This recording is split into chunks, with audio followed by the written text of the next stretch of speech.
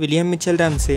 ఇతను స్కాట్లాండ్లో 1851 మార్చి 15న జన్మించాడు. చిన్ననాటి నుంచి చాలా బాగా చదువుకుని 9 PhDలను పూర్తి చేయటం ద్వారా 9 డాక్టరేట్లను సంపాదించాడు. చిన్న వయసులోనే సర్ అనే బిరుదు పొందుకున్నాడు.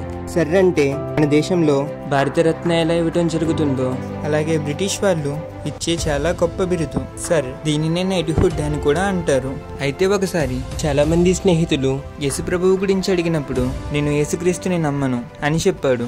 నువ్వు యేసుక్రీస్తుని నమ్మనప్పుడు ఒక స్టేట్మెంట్ ఇస్తే బాగుంటుంది అని విలియం మిచెల్ రామ్సేని అడిగితే నేను చదువుకున్న వాడను, రీసెర్చ్ చేసి నిరూపిస్తాను అన్నాడు. బైబిల్లో తప్పులు పట్టుకోవటానికి బైబిల్ చదవటం మొదలుపెట్టాడు. క్రొత్త నిబంధనలోని 2 పుస్తకాలపై అతనికి సందేహాలు కలిగాయి. ఆ పుస్తకాలు అపోస్తలుల కార్యములు, లూకా సువార్త. ఈ 2 పుస్తకాలను వైద్యుడైనటువంటి లూకా రాశాడు. ఈ 2 పుస్తకాలను చదివినప్పుడు ఈ పుస్తకాలలో 54 పట్టణాల గురించి, 9 దీవుల గురించి, 95 మంది మనుషుల గురించి పేరు పెట్టి రాశాడు. 1800 సంవత్సరాల క్రితం రాసిన ఆ గ్రంథంలో దూరాలను, దిక్కులను, దిశలను కూడా రాశాడు కదా. నేను అక్కడికి వెళ్ళి చూస్తాను. 54 పట్టణాలు అలా ఉన్నాయో లేదో చూస్తాను. 9 దీవులు అలా ఉన్నాయో లేదో చూస్తాను. 95 మంది మనుషుల గురించి రుజువులు ఉన్నాయో లేవో తెలుసుకుంటాను అని రీసెర్చ్ చేయడం మొదలుపెట్టాడు. టర్కీ దేశానికి వెళ్ళాడు, గ్రీస్ దేశానికి వెళ్ళాడు, ఇటలీ దేశానికి వెళ్ళాడు, ఇస్రాయేల్ దేశానికి వెళ్ళి రీసెర్చ్ చేశాడు. తన రీసెర్చ్ పూర్తయిన తర్వాత ఇలా అన్నాడు. లూకా తన 2 పుస్తకాలను చరిత్రాత్మకమైన అవగాహనతో రాశాడు. లూకా సువార్త అపోస్తలుల కార్యములలోని 54 భౌగోళిక ప్రదేశాలని ఖచ్చితమైనవిగా నిరూపించబడ్డాయని అంగీకరించాడు. 29వ సంవత్సరంలో యేసుక్రీస్తు చనిపోయి తిరిగి లేచి ఆరోహణమై వెళ్ళిపోయారు.